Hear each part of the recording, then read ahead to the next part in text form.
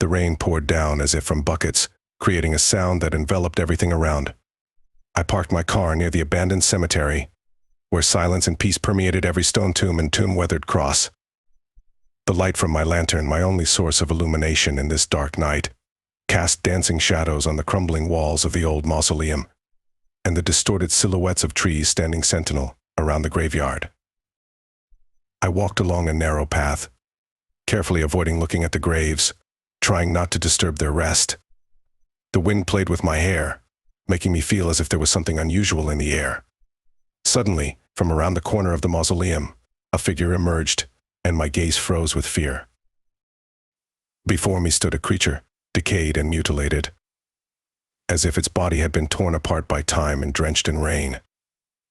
It was clad in rags, and its black eyes gleamed with an empty, tormenting stare. The creature emitted hissing sounds that seemed like a mixture of anger and unspoken suffering. I recoiled, my heart pounding so hard that I could hear it in my ears. My legs felt heavy, as if I were tethered to this place by the fear that pierced my soul. But then, from the darkness behind it, two more figures appeared. The first was tall and slender, in a cloak that fluttered in the wind, as if alive. Her dark hair was tangled, and her face was hidden beneath a hood, but I felt her eyes piercing me, as if reading every thought in my mind.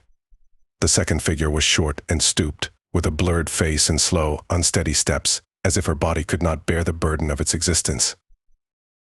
The three entities approached me, creating an atmosphere around them that made even the most steadfast hearts tremble. Their presence drew me into dark depths, as if they were sent to take me with them into this world of the dead and forgotten. My breath caught in my chest as they came closer, and I could see their decayed forms and feel the cold, deathly breeze emanating from them. In my mind, a whisper sounded distinctly, and I realized it was not words, but rather the dead cries trying to tear me apart. Suddenly, I heard a faint rustle behind me.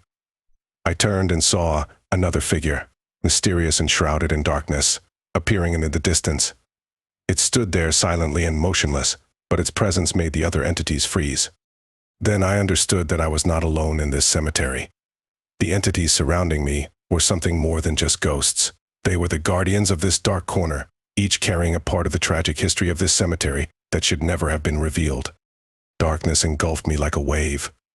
I lost consciousness, and when I woke up, I was lying on the wet grass, staring at the rainy sky above me. There were no entities around me, just the silence and peace of the cemetery. I struggled to get up and, with shaky steps, returned to my car.